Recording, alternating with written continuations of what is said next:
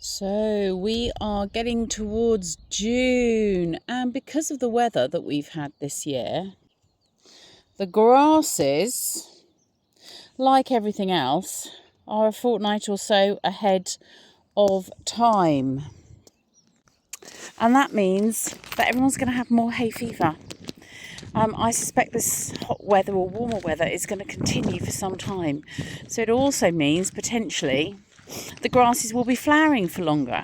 So if you have hay fever, or you are living in amongst a whole load of fields that are about to or are flowering, even if you aren't particularly sensitive, just the sheer volume of pollen that will be in the air, there are certain things to do.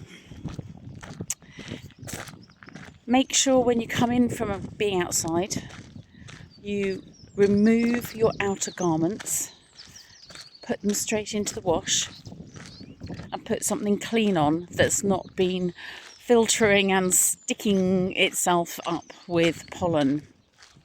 Because if you're bringing it in from outside, you're going to be struggling.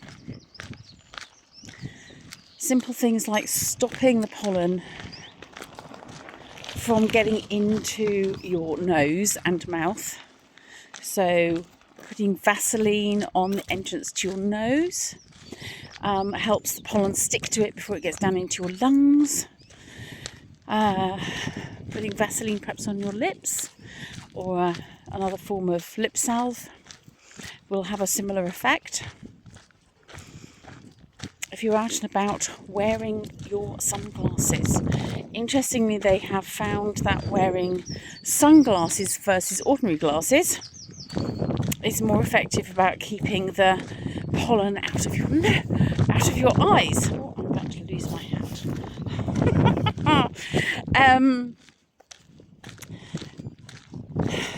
Middle of the day, well, pretty much all day, especially if there's any wind, because grasses are wind pollinated. Keep the windows shut, keep the doors shut. I know it goes against the grain, but it makes a difference if you're very sensitive to grass pollens. And then having a HEPA filter on your vacuum cleaner means that you can really carefully vacuum your home, maybe your bed, outer garments again. That all makes a difference. Now, it's a bit late in the year, or late in the season, to start taking some local honey. Obviously the bees, although they don't pollinate grasses, the pollens will all get mixed up, and local honey is a fantastic antihistamine, and it has all the local pollens within it. So for many people who are sensitive to grasses, they can be sensitive to other pollens as well.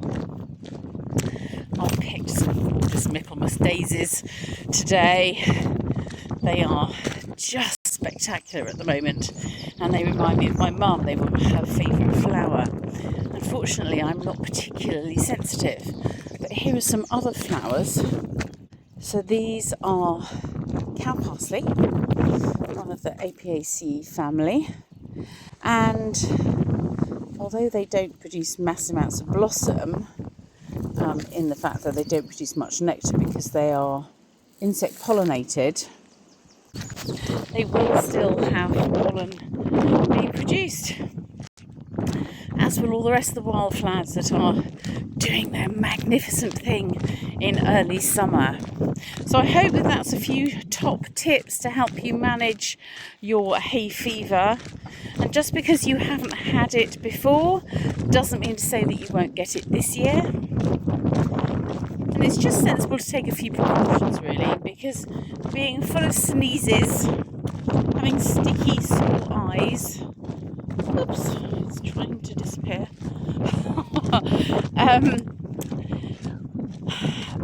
and really just feeling under the weather, which is what happens when you're particularly sensitive, is miserable.